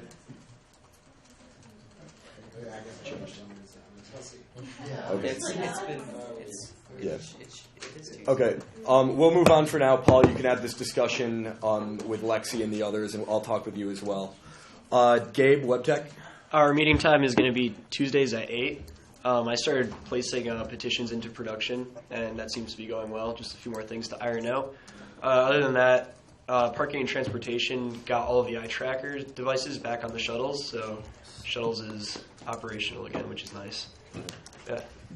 Good. You have a question? Yeah. What did you say meetings are? Sorry, I didn't get that before. Tuesdays at 8. Thank you. Yep. Okay. We don't have a Constitution update today, but as you know, the first set of votes is going to be 2 weeks from today. We have 3 meetings scheduled for the votes. Information was posted on Reddit. It was a little drowned out by the UAR, so next week's thread is going to also have a reminder about the J-Board changes. Constituent reports. Shoshana, anything for e-board? Yeah, the e-board heard 3 proposals this week. Poly requested food for their closing nights under the new food policy. That was approved. RPI Ignite requested money to brand using hats. That was approved. And the Senate requested card swipers for the e-voting system. That was approved. Okay, thank you. Grad Council, Kristen. We're still selling tickets for our graduate student hockey night. Nothing new besides that. When is Thank that? you. That's Friday, February 27th, RPI versus Clarkson. All right. James, IFC. Rush is over. Victoria, Penel. Let's drive next week, right? Yeah. Wednesday, 11:30 to 5:30. Okay, thank you. Tina, what's your updates? Okay. And for my report, we have three vacancies at this point: parliamentarian, secretary, and 2017 senator. Tina's been filling in as parliamentarian and doing a great job. We've been kind of rotating who's being secretary, and 2017 is up for decision by their council. Regarding what? That will be decided this Sunday, the SGS, live at 1 p.m. for anybody interested in watching. You can't vote. Okay. Well, so that's how their council's being handled, but I am going to do an open call for these positions. I've been waiting to post it until after everything involving the activity fee and UAR was roughly settled today. So that'll be posted tomorrow. And I would like the parliamentarian appointed by next week's meeting. Some clubs have already been searching, etc. I would like the secretary. Secretary appointed by the week following. That way, we have a permanent person taking minutes, and we have someone experienced in parliamentary procedure for the Constitution meetings. Listen up, guys. So a few quick event updates. Big Red Freakout is this Saturday. That's why I wore the red hat, and Aaron and I are going to be wearing our red hats all day tomorrow. But the Rensselaer Union has a picture. Listen up, Joe. The Rensselaer Union has a picture out by the Horseshoe tomorrow at noon. So if you can, try to wear something red and go out and join us. Aaron and I will both be there. Joe will be there. Union staff in general, and as one of the union's main governing bodies, it would be great to have your representation from the Senate. And finally, the Union Bookstore is an ongoing sale. Tomorrow, everything is 60% off, and the day after, everything is 70%. So this is select item. Sorry. So this is a pretty great opportunity to go shopping. Yo, Aaron, give me that hook off. My two final points. Just a reminder. Please keep the side chatter. But we're voting on a number of items next week, so the presentation deadlines do come into play. Have all the voting items to Tina and I this Sunday by 11:59 p.m. We will review and talk with Cabinet, and they'll be sent out. If there's no major issue, they'll be sent out by Tuesday to the Senate, giving everyone a couple days to consider before the vote on Thursday.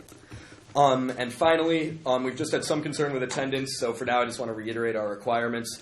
Undergrads have to actively attend 2 committees and come to GBM. Graduates have to attend 1 committee as well as the GBM. It was great to see almost full attendance here today. Keep that up. But a few of you could pick things up in the committee, so we might be reaching out to you, but just try to keep that in mind as we work to wrap up our projects. Oh, candy. I'll get to that as everyone leaves today. Remember, you can stop by Anthony to try out the voting system if you want. It was a long meeting, though, so I'm not going to keep you any longer. Any new business? Joe? One announcement on behalf of Lexi that the next Thursday at 7 o'clock in next door, the Student Life Division will be presenting their draft performance plan. It is open to all of the Senate. That's why it is intentionally scheduled just prior to this meeting, the E-Board and other student leaders. Thank you, Joe. Case. I screwed up the time for SLC at 7 on Tuesdays. Okay, thank you. Any other new business? James. All right. Quick question. May sound stupid. Long meeting. Is there some turkey sandwich that's been removed from the union? Because I've gotten multiple texts, emails about it. Comment cards and Sodexo list. Sodexo wants comment cards. Flood them with comment cards. Let's keep the discussion to this after the meeting. We have E-Board reps all over the room, and they're the best people to talk to about this. And HTAC is also talking about it. Okay, let's keep order. I want to get out of here. Any other new business? Jacob? Quick question for Joe. Does that meeting include me too? Are councils welcome with that? Yeah, all student leaders. Okay, awesome. Okay, anybody else? All right, meeting adjourned. Thank you for coming. All right. So we need to tell people that the activity fee is good, the report is not. All right. Yeah, that's fine. Done, right? We're pretty done. No, I was going to help take down.